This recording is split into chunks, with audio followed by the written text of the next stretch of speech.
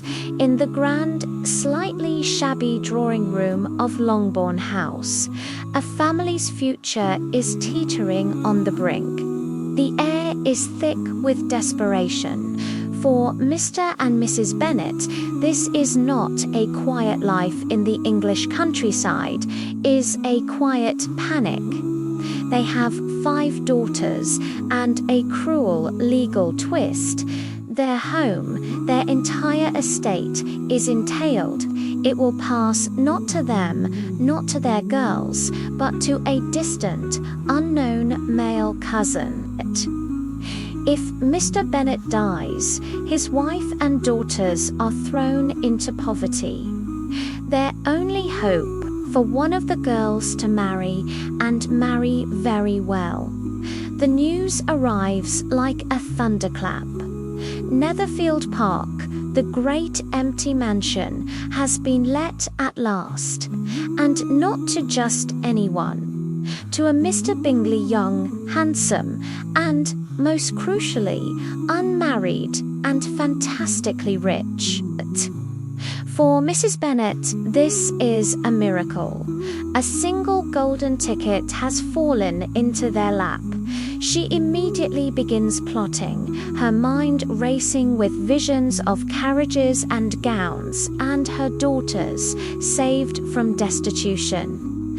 At the first ball, her plan seems to work.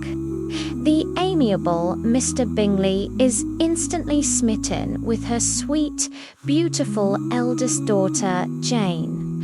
But where there is light, a shadow follows.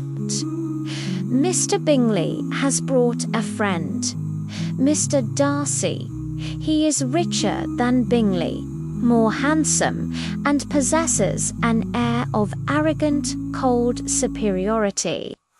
He surveys the room like a king inspecting his lessers, and when his eyes fall upon the second eldest Bennet daughter, the witty and sharp-minded Elizabeth, he makes a fateful comment loud enough for her to hear. She is tolerable, but not handsome enough to tempt me. The insult strikes Elizabeth to her core. In that moment, a wall of prejudice is built. She decides, then and there, that Mr. Darcy is the proudest, most disagreeable man in all of England. This is our battlefield.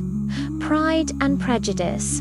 The story unfolds like a dangerous dance. Elizabeth's quick wit and intelligence clash with Darcy's silent, brooding pride.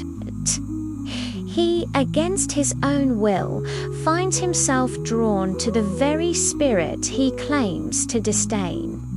She sees only a monster who looks down on her family.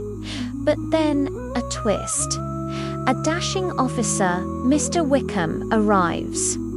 Charming and sympathetic, he confirms all of Elizabeth's worst suspicions.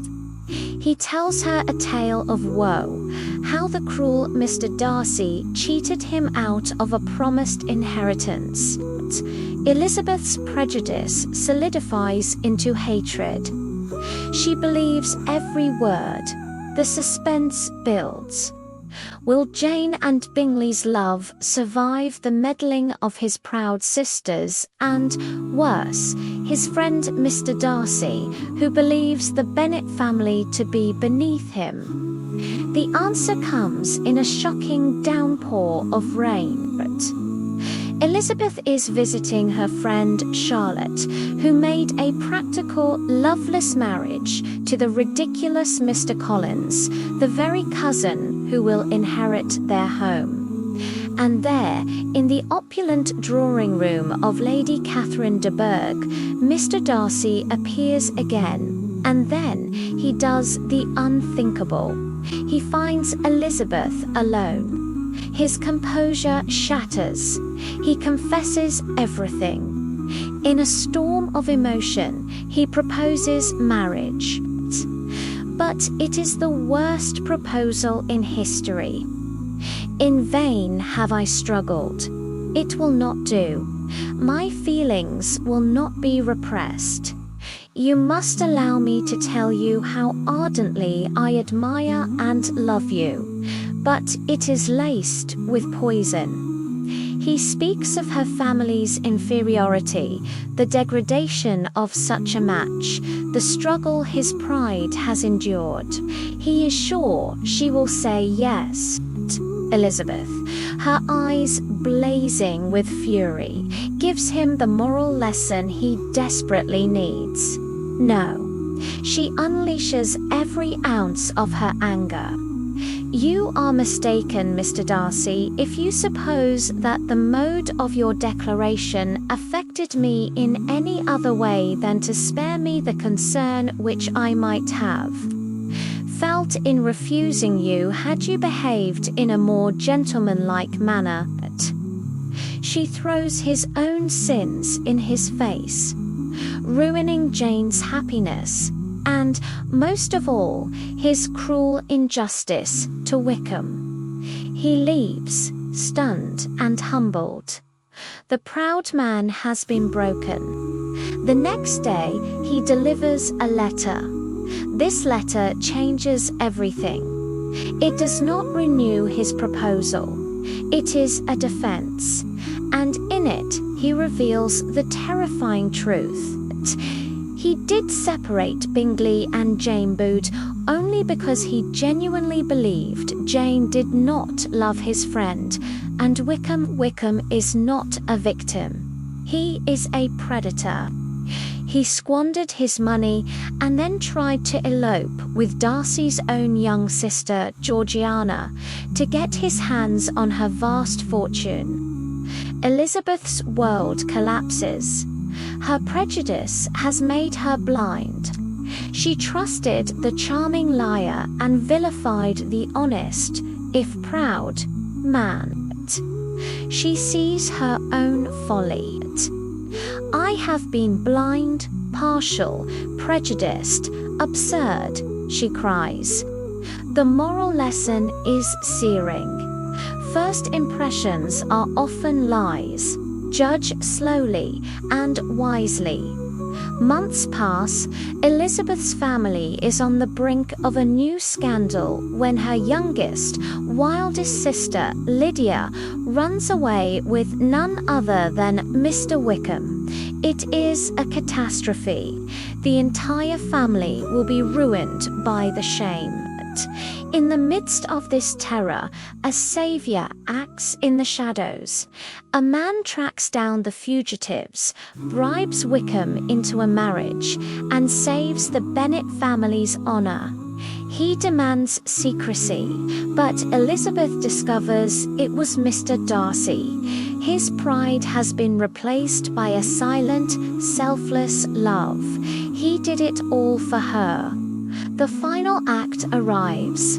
Bingley, with Darcy's blessing, returns to Jane and proposes. Happiness is restored. But for Elizabeth, one last obstacle remains. Darcy's formidable aunt, Lady Catherine, storms into Longbourn like a hurricane. She has heard a rumour that Darcy might propose to Elizabeth and commands her to refuse him. Elizabeth, now confident and clear-eyed, refuses to be cowed. I am only resolved to act in that manner which will, in my own opinion, constitute my happiness without reference to you. Defeated, Lady Catherine leaves, and her interference has the opposite effect. She tells Darcy of Elizabeth's defiance, giving him a final flicker of hope. He returns. The proud man and the prejudiced woman meet one last time in the quiet dawn. He is humble, she is grateful. Their walls are down, they speak honestly, and they finally understand each other. Two flawed people, humbled by their own mistakes, overcame the pride and prejudice that kept them apart. They found a love built not on first impressions, but on final, unshakable respect. And in doing so, they didn't just win a fortune, they earned their happy ending. If you enjoyed this story, don't forget to like, subscribe, and let me know in the comments what novel you'd like me to tell next.